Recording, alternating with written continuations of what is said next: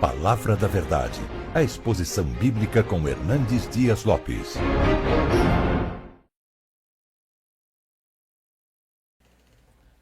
Irmãos amados, vamos então ler a Palavra de Deus. E eu convido você para abrir comigo a sua Bíblia no Evangelho de Cristo, conforme o relato de Lucas, no capítulo 10, no verso 27.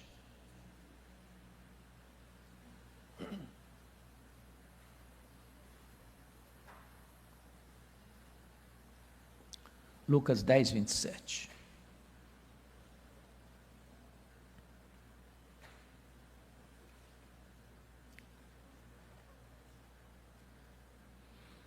A isto ele respondeu: amarás o Senhor teu Deus de todo o teu coração e de toda a tua alma e de todas as tuas forças e de todo o teu entendimento. E amarás o teu próximo como a ti mesmo. Ainda peço que você abra sua Bíblia agora no Evangelho segundo João, no capítulo 13.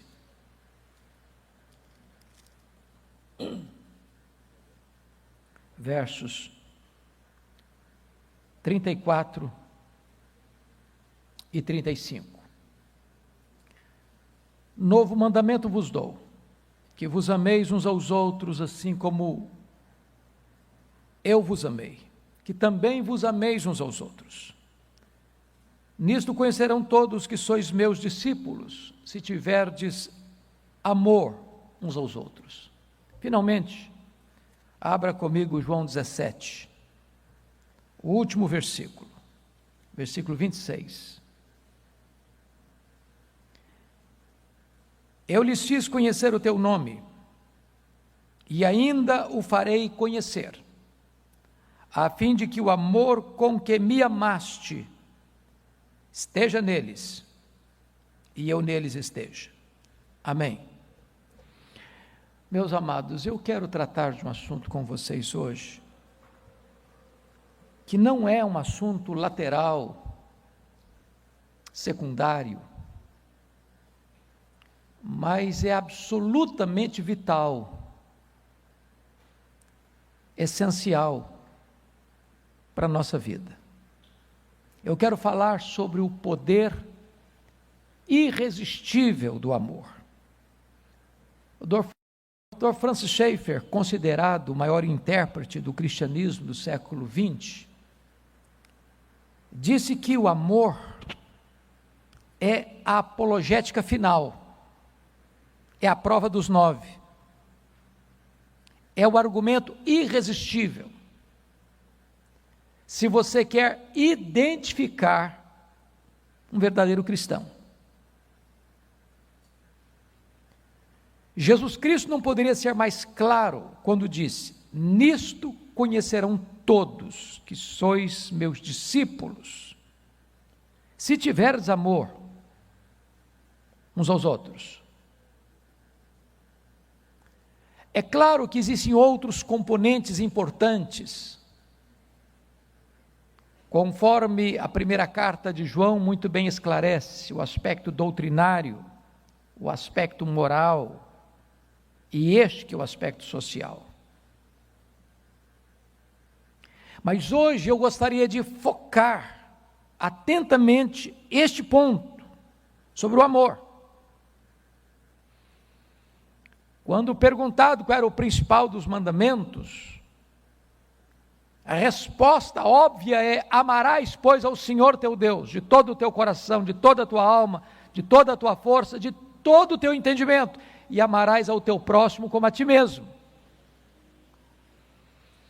Esse mandamento ele é tão importante que o apóstolo Paulo, o intérprete das doutrinas cristãs, chegou a dizer em Romanos 13, de 8 a 10, que o amor é o...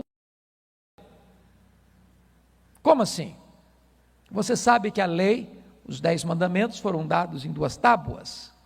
A primeira tábua, os 4 primeiros mandamentos, tem a ver com a sua relação com Deus. A segunda tábua, com os 6 outros mandamentos, com a sua relação com o seu próximo. Por que o amor é o cumprimento da lei? Porque se você ama Deus, você não terá outros deuses diante de você. Se você ama Deus, então você não vai fazer imagens de escultura para flertar com outros deuses que você mesmo fabrica.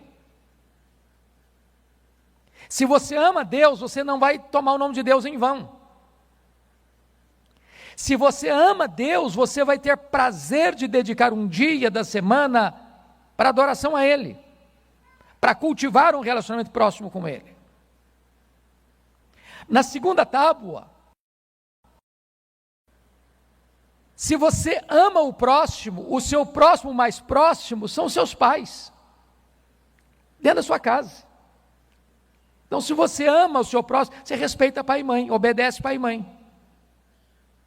Se você ama seu próximo, você valoriza a vida dele, você não mata. Se você ama o seu próximo, você respeita a honra dele, você não adultera.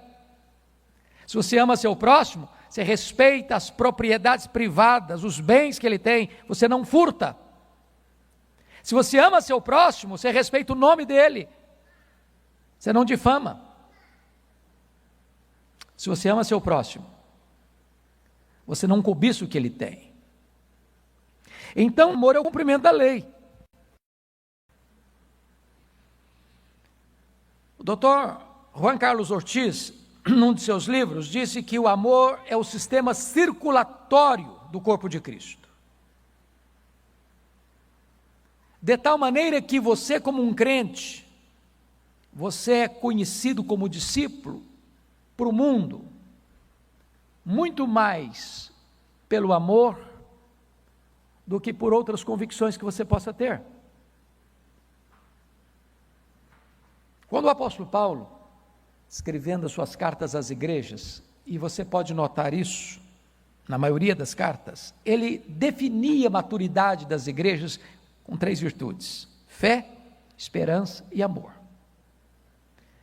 E em 1 Coríntios ele destaca que dessas 3 virtudes essenciais do cristianismo, o amor era o mais importante, por uma razão. Lá no céu nós não vamos precisar nem de esperança, nem de fé. Mas o amor vai ser o clima do céu. Vai transcender ao tempo. Vai reinar na eternidade. Paulo chegou a dizer em 1 Coríntios que este amor, ele é superior aos dons espirituais.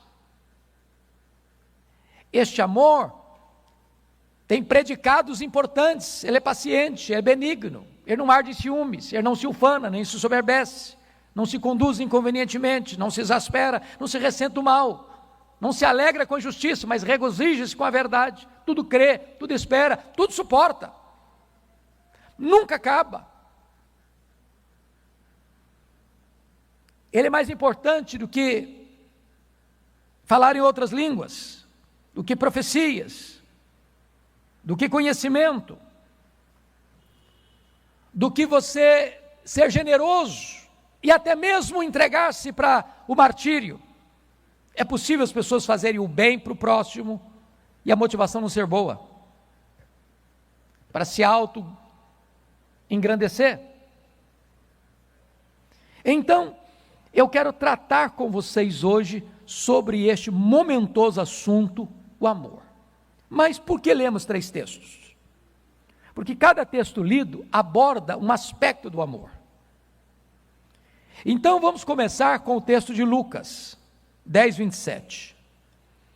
Eu chamaria isso aqui de o primeiro grau do amor. É o primeiro nível. E o primeiro nível do amor já nos deixa desarticulados, porque a orientação de Deus é: amarás o teu próximo como a ti mesmo. Vamos parar só um pouquinho aqui. O que é amar o meu próximo como a mim mesmo? É o fazer por ele o que eu faria por mim. Nós cuidamos de nós mesmos, nós alimentamos nós mesmos, nós protegemos nós mesmos, nós lutamos por nós mesmos. É correto isso. O apóstolo Paulo chega a dizer em Efésios 5, 29, que ninguém jamais odiou a sua própria carne, antes alimenta e dela cuida. Se você encontra uma pessoa na rua se ferindo, pode interná-la, ela não está bem da cabeça. Então, se você ama o próximo como você mesmo, você faz por ele o que você faria por você. E se nós botarmos o prumo de Deus na nossa vida, vamos chegar a uma conclusão. Nesse primeiro estágio, já nós temos muitas dificuldades de atingir.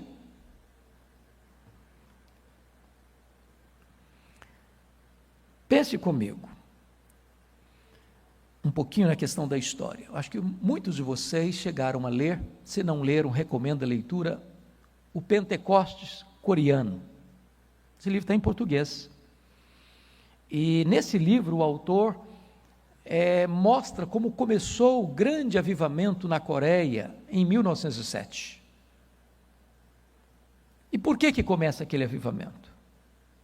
Em virtude dos massacres, das injustiças, das torturas, das prisões, dos martírios. Para vocês terem uma ideia, os crentes coreanos eram jogados dentro dos templos e ateavam fogo dentro do templo. E os que tentavam fugir eram mortos à metralhadora. Só num único dia, às margens do rio Han, 200 pastores foram decapitados. Prendiam os crentes e enfiavam ferpas de bambu nas suas unhas. Colocavam-nos sentados, jogavam pedras de 500 quilos nas suas pernas. O mundo estava vendo isso e não fazia nada. E os pastores amargurados. Então eles fizeram um retiro. E naquele retiro eles estudaram a primeira carta de João sobre o amor. E eles começaram a perceber quão longe eles estavam da prática desse primeiro nível, que você deve amar o seu próximo como você mesmo. E eles começaram a orar por isso. E ali eles experimentaram um grande avivamento que tem suas reverberações até hoje. O amor ao próximo, como a si mesmo, é muito mais do que simplesmente amar o irmão. Porque quem é o próximo? Quando você fala em amor e fazer algo, você tem níveis. Primeiro, a sua família. Quem não cuida da sua família é pior que o incrédulo. Segundo, aos domésticos da fé, os membros da sua própria igreja,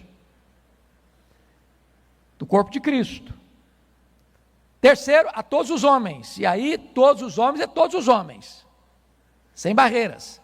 Quarto, até o seu inimigo. Se o teu inimigo tiver fome, dá-lhe de comer. Quem é o seu próximo? Qualquer pessoa que estiver ao seu alcance. Mesmo que ele não seja da sua igreja, mesmo que ele fale mal da sua igreja, mesmo que ele se declare seu inimigo. E Jesus conta na parábola chamada parábola do bom samaritano, a história de um homem que está ferido à beira da estrada e passa por lá o sacerdote e o levita, religiosos, e não param. Por que não param? Por várias razões, talvez. Primeiro, porque podiam pensar que o assaltante estava ali de espreita. Segundo, porque, sendo eles sacerdotes, se tocassem num cadáver, ficavam impuros.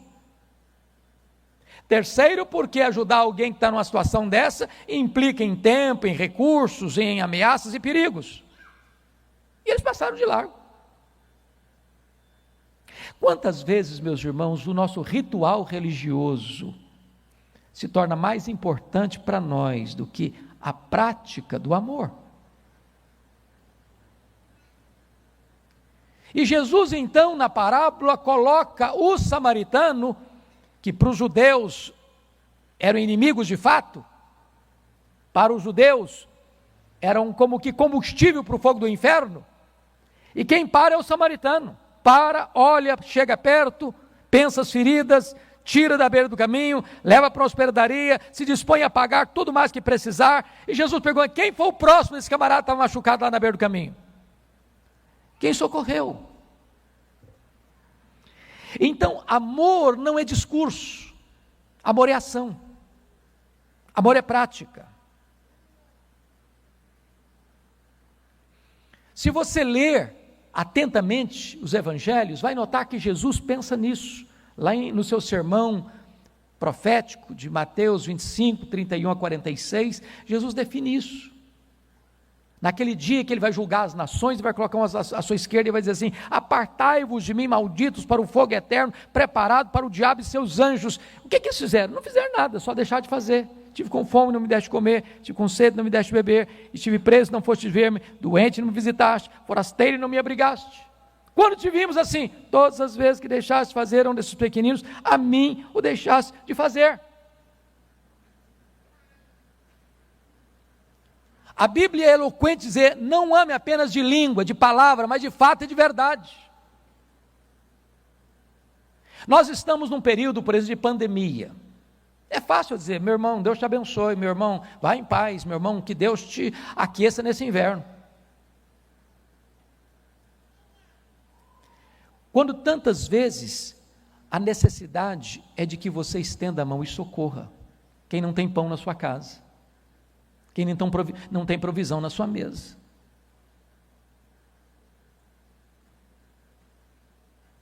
Quando as multidões vinham a João Batista para serem batizadas no Rio Jordão, ele confrontava essas multidões, ele pregava batismo de arrependimento para remissão de pecados. E quando as multidões perguntam o que nós vamos fazer, ele respondeu o seguinte: quem tiver 2 túnicas, dê uma para quem não tem, quem tiver comida, faça o mesmo. Eu não tenho dúvidas de que todas as pessoas que estão nesse auditório têm mais roupa no seu guarda-roupa do que precisa. Eu não tenho dúvidas disso. E nesse mesmo momento que você tem de sobra, tem gente tendo falta. Nós vivemos num mundo, irmãos, onde há países que pessoas morrem de fome muito mais do que de Covid-19. Você pega Sudão, você pega Somália, você pega outros países, não só da África, da Ásia. Tem gente morrendo de fome hoje. O problema do mundo não é falta de provisão, é injusta distribuição. Tem gente morrendo de comer, quando tem gente morrendo de fome. E quantas vezes nós não somos solidários? Não temos o coração aberto, não temos a mão aberta, não temos o bolso aberto. E não adianta eu ter um discurso bonito de amor. Amor é prática, amor é ação. O livro Monge Executivo, de James Hunter, disse uma coisa que me marcou muito. Ele disse o seguinte: você não é o que você sente, você não é o que você fala, você não é o que você promete, você é o que você faz. Você faz. Viktor Frankl, no seu livro Em Busca de Sentido, disse que nos campos de concentração, as pessoas que sobreviveram não foram aquelas que bravamente lutaram para sobreviver, foram aquelas pessoas que, apesar da situação adversa, se empenharam para ajudar outras pessoas a sobreviverem. Então eu queria fazer aqui um desafio para você. Esta igreja está hoje buscando recursos para doar cestas básicas a pessoas necessitadas. Como diz o pastor Jailton, as mais necessitadas. E eu quero encorajar você, meu irmão, a não encolher a sua mão. Você que está aqui nesse auditório e você que está nos ouvindo, nos assistindo. Há muitas pessoas, irmãos, que estão precisando de um braço estendido e não pode esperar. Quem tem fome não pode esperar. As igrejas precisam traduzir o seu discurso religioso hoje em ação, em prática, para socorrer as pessoas que estão precisando de uma ajuda imediata. E isso é amar o próximo, como você ama você mesmo. Mas eu queria partir para o segundo nível desse amor. Peço que você agora vá comigo, abra sua Bíblia aí, em João capítulo 13, 34 e 35. Por que aqui é um segundo nível de amor? Porque Jesus vai dizer: novo mandamento vos dou. E você pergunta: mas como novo mandamento, se esse mandamento já está lá? Por que é novo? Por que Jesus dá esse adjetivo de novo a este mandamento? Por três razões. Primeiro, amar os irmãos agora não é mais amar os irmãos ou amar o seu próximo como a você mesmo. Mas novo mandamento vos dou, que vos ameis uns aos outros, assim como eu vos amei. E quando Jesus nos amou, Ele amou-nos mais do que Ele mesmo. Porque Ele amou-nos e deu sua vida por nós. Então, chama a sua atenção para três verdades aqui. Primeiro, amar os irmãos como Cristo nos amou é um mandamento novo, em seu perfeito exemplo, como eu vos amei. Como eu vos amei. Este amor aqui não tem limites, ele vai às últimas consequências. Pense comigo na posição de Jesus. Ele tinha glória com o Pai antes que o mundo fosse criado. Ele mesmo foi o agente da criação do mundo. Todas as coisas foram feitas por intermédio dele, e sem ele nada do que foi feito se fez. Então ele, cumprindo um plano do Pai, e voluntariamente ele deixa a glória. Diz Paulo que ele a si mesmo se esvaziou. Ele não foi esvaziado, ele se esvaziou. O transcendente se fez imanente. O Rei eterno entrou no templo. O infinito tornou-se um bebê. Aquele que nem os céus dos céus pode contê-lo, foi colocado numa manjedoura. Ele veio, pisou o nosso chão, bebeu a nossa água, comeu o nosso pão, chorou a nossa lágrima, assumiu o nosso lugar, morreu pelos nossos pecados. Diz a Escritura que ele se fez servo, e humilhou-se até a morte, e morte de cruz. Então agora a Bíblia está nos ensinando que eu devo amar como Ele me amou. E a pergunta é: como é que Ele me amou? Então vamos pensar aqui em três aspectos. Primeiro, João 13:1 diz que Ele amou os seus que estavam no mundo e amou-os até o fim. Eu pergunto a vocês, quando Jesus amou aqueles homens, os seus discípulos, amou-os porque eles mereciam o seu amor, porque eles eram pessoas amáveis, gentis, compreensivas? Ou amou-os apesar das suas falhas, dos seus pecados, dos seus defeitos, das suas fraquezas? Até que ponto eu amo meu irmão? Até o dia que ele me agrada? Até o dia que ele me faz bem? Que ele fala bem de mim? Ou sou capaz de amá-lo até o fim, apesar de ele não corresponder ao meu amor?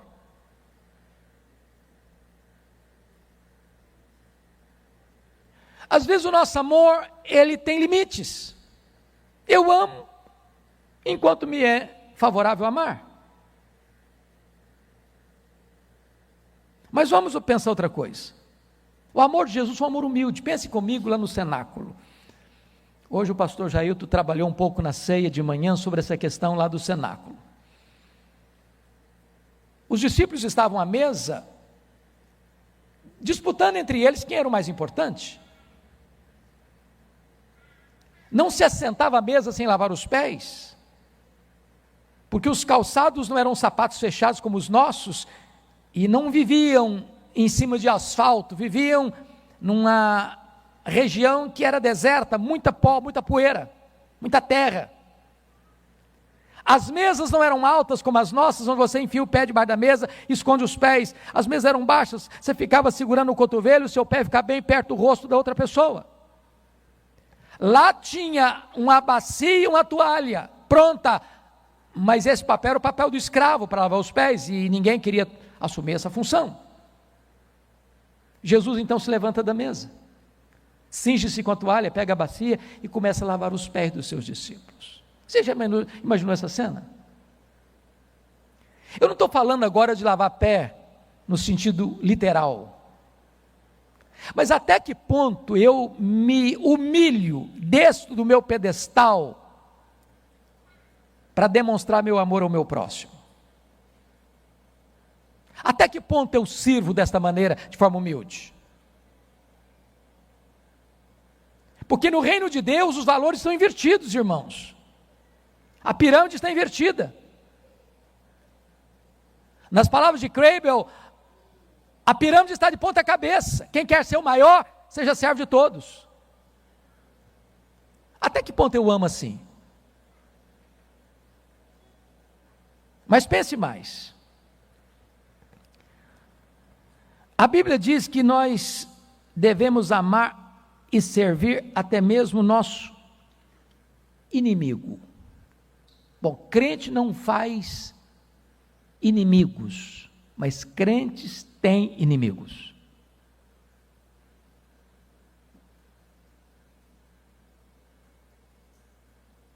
Você já pensou nisso?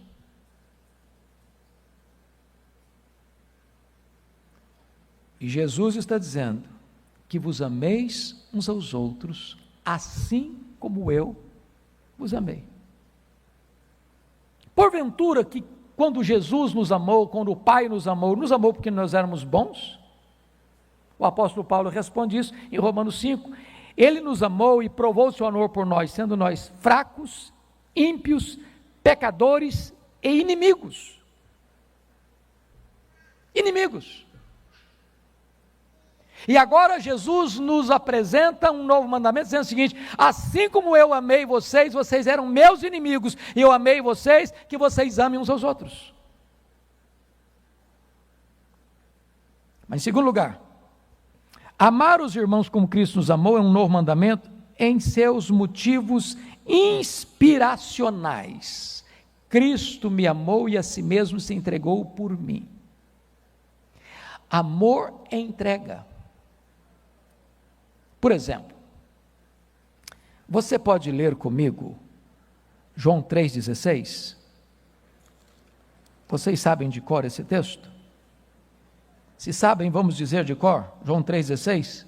Porque Deus amou o mundo de tal maneira que deu o seu Filho unigênito, para que todo o que nele crê não pereça, mas tenha vida eterna. Deus amou você e deu seu Filho para morrer em seu lugar. Seu amor maiúsculo, superlativo. Mas quais são as consequências disso na prática para mim e para você? Olha o que está escrito em 1 de João 3,16. Nisto conhecemos o amor, que Cristo deu a sua vida por nós e devemos dar nossa vida pelos irmãos. E devemos dar a nossa vida pelos irmãos. É claro que você e eu não podemos dar a nossa vida vicariamente por ninguém. Mas este amor abnegado, este amor até as últimas consequências, este amor até os inimigos, é este o grau de amor que Jesus está tratando aqui.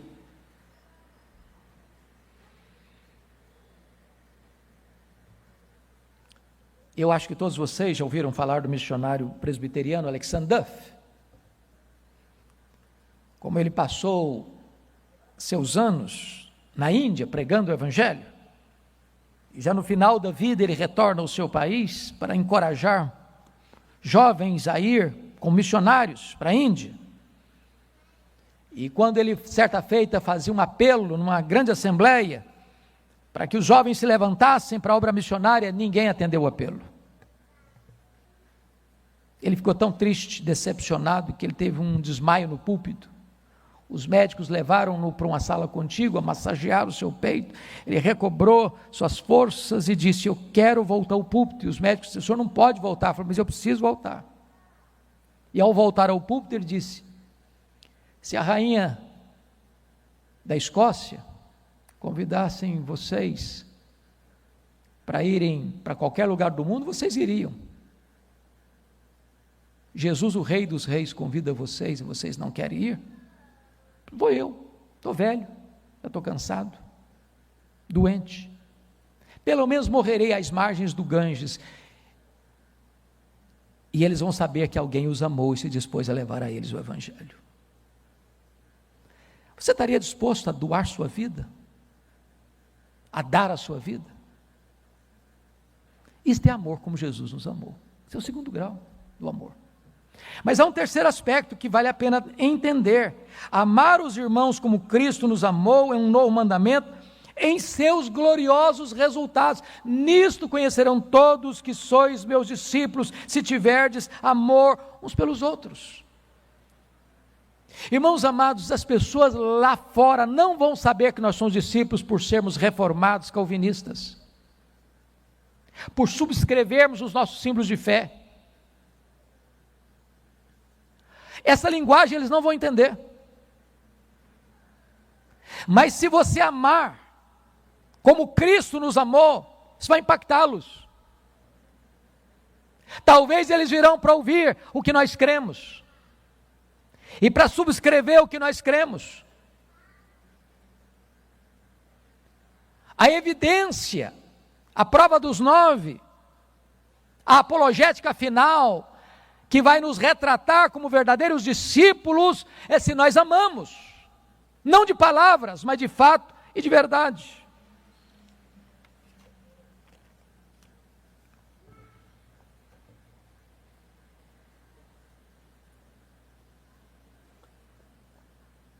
A grande pergunta que talvez eu e você devemos fazer, como foi dito hoje de manhã, com relação à ceia, não para você fiscalizar, ou investigar, ou examinar a vida do seu irmão, do seu presbítero, do seu diácono, do seu pastor, mas para você examinar você mesmo. Você hoje, na sua família, na sua parentela, na sua vizinhança, no seu trabalho, é conhecido como crente pelo amor? Essa é a sua marca? Esse é o seu distintivo? É assim que as pessoas conhecem você como crente, como discípulo de Jesus? Esse fulano é discípulo de Jesus, ele ama como Jesus amou. Essa é a marca. Bom, amados, eu gostaria então de ir para o terceiro texto. Abra aí comigo João 17, verso 26. Porque aqui o Senhor Jesus está tratando de um nível ainda mais avançado de amor. Primeiro nível, primeiro degrau é você amar o próximo como você ama você mesmo. Segundo nível, segundo degrau é você amar o seu próximo como Cristo amou você. Mas olha comigo o verso 26 agora. Eu lhes fiz conhecer o teu nome e ainda o farei conhecer, a fim de que o amor com que me amaste esteja neles, e eu neles esteja. Agora só pense comigo um pouquinho, como deve ser este amor que o Pai tem pelo Filho, que a primeira pessoa da Trindade tem pela segunda pessoa da Trindade, e vice-versa. Como é que é este amor entre as três pessoas da Divina Trindade? Como é que deve ser? Quão belo, quão puro, quão profundo, quão real, quão livre de interesses, ou ciúmes, ou disputas, ou conflitos. Quando você vê no Antigo Testamento, parece-nos que a figura de Deus Pai é mais proeminente. Quando você lê os Evangelhos, parece que a figura da segunda pessoa da Trindade, Jesus Cristo, é mais proeminente. Quando você lê o livro de Atos, com o derramamento do Espírito Santo, conduzindo a igreja, parece que o Espírito Santo é mais proeminente, porque ele veio para testificar de Cristo. Mas não há ciúmes, não há disputas, não há competição, há uma plena harmonia. Este é o amor da Trindade. E o Senhor Jesus Cristo ora aqui em João 17, para que sejamos um, para que o mundo creia. Quantas vezes as pessoas olham para os crentes e dizem, mas eles estão brigando, mas eles estão batendo cabeça, mas tem querelas entre eles, mas tem disputas entre eles, mas tem conflitos entre eles, mas tem partidos entre eles. Mas eles gastam o seu tempo nas redes sociais para bater uns nos outros, para falar mal uns dos outros. E a pergunta é: será que o mundo vai conhecer?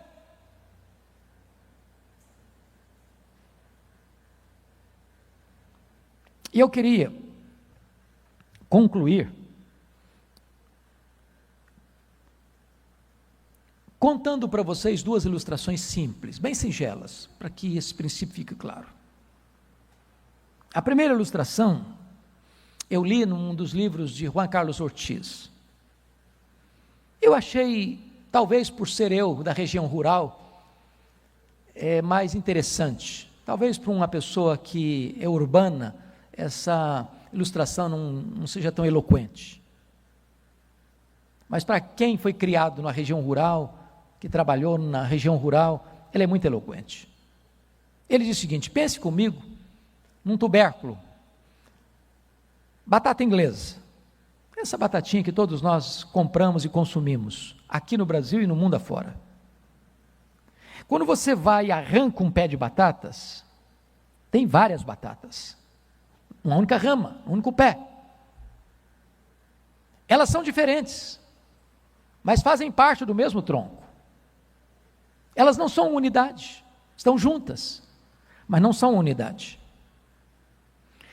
Aí o agricultor pega essas batatas e coloca num saco de 20 quilos, 30 quilos, 40 quilos e manda para o Ceasa. Elas estão juntas, mas não são uma unidade. Aí o feirante vai lá e traz para o seu supermercado ou traz para a sua feira livre e bota lá na banca. Elas estão lotadas e juntas, mas não são unidade. Aí a dona Maria vai na feira para fazer compra para a família e compra lá 1 quilo, 2 quilos dessas batatas, escolhe as melhores, mas tem umas maiores, umas menores, umas mais lisas, outras mais ásperas, e bota na gaveta da geladeira, mas elas não são unidade. E ela pega a parte dessas batatas e casca essas batatas e racha elas no meio, mas elas não são unidade. Até que a dona Maria faz um outro exercício. Ela resolve fazer um purê de batatas. Ela amassa essas batatas. E agora não tem batata grande, não tem batata pequena, não tem batata bonita, não tem batata feia, não tem batata lisa, não tem batata áspera. Agora você não sabe quem é quem. Elas estão todas juntas, misturadas. Agora elas são unidade. Quem sabe nós pudéssemos pensar assim como igreja? Se alguém se alegra, todos se alegram com ele. Se alguém sofre, todos sofrem com ele. A dor do meu irmão é a minha dor, a alegria do meu irmão é a minha alegria. Nós somos juntos, nós somos um. Somos um. E quando a igreja for um, o mundo vai crer que Deus enviou Jesus. E quando o mundo olhar para a igreja e ver isso, eles vão reconhecer que nós somos discípulos de Jesus. A segunda ilustração, penso eu que deva ser uma história, não uma história. Mas me tocou muito quando a li. Trata-se de 2 irmãos, um casado com vários filhos e outro irmão solteiro, que trabalhavam juntos, na mesma terra que haviam herdado do pai como herança. E os 2 irmãos colheram aquele ano fartamente, sem que eles conversassem um com o outro. O casado com vários filhos pensou assim: bom, meu irmão é sozinho, e eu acho que ele precisa de mais provisão do que eu, porque eu tenho vários filhos que podem trabalhar comigo, que podem me ajudar na lavoura. O que ele fez? À noite, ele foi lá no seu celeiro, encheu um saco de cereal e levou para o celeiro do seu irmão. Só que o irmão solteiro pensou assim: bom, eu sou sozinho, meu irmão tem vários filhos, precisa de mais do que eu vou levar parte do meu cereal para ele. Levantou de noite, encheu o saco de cereal e levou para o irmão. E eles fizeram isso durante uma semana inteira. Toda noite, um se levantava para levar cereal para o celeiro do irmão, ou esse levantava para levar cereal para o celeiro do outro irmão. E eles começaram a pensar, está tendo um milagre aqui, um milagre, porque eu tiro alimento, volto no outro dia, tem o mesmo. Eu tiro e tem o mesmo, está acontecendo um milagre aqui. Até que depois de uma semana fazendo isso, os dois se cruzaram, cada um com um saco nas costas. O milagre que estava acontecendo ali era o milagre do amor. Agora diz a lenda, e aí por isso que diz que não é história com H, mas história, que seria neste local do encontro dos dois irmãos, é que o templo de Jerusalém teria sido construído. Aí é lenda. Mas não importa. O que importa é a lição moral dessa história. Quem ama, dá. Quem ama, estende a mão, abre o coração, abre o bolso e compartilha. Nisto conhecerão todos que sois meus discípulos, se tiverdes amor uns pelos outros. Amor tão isento de disputas e ciúmes, como aquele amor com que o Pai amou o Filho, e que deve estar presente na sua igreja. Eu queria concluir sugerindo a você, nesta semana, duas coisas.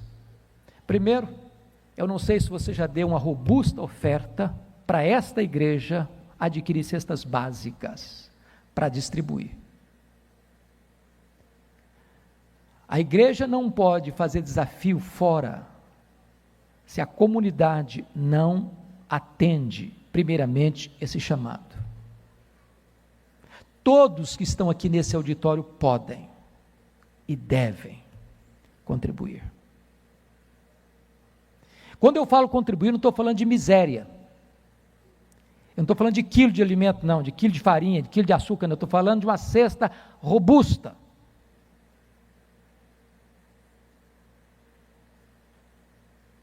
Mas não é para depois, para o ano que vem, não é para essa semana.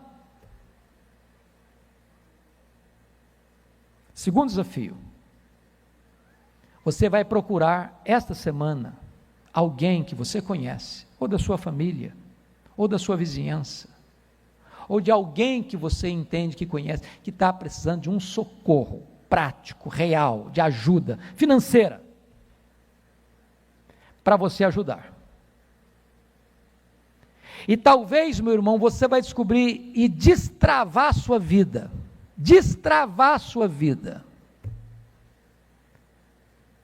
Não tem nada mais revolucionário na vida de um crente do que descobrir o que é generosidade. Do que descobrir que mais bem-aventurado é dar do que receber, e que a alma generosa prosperará.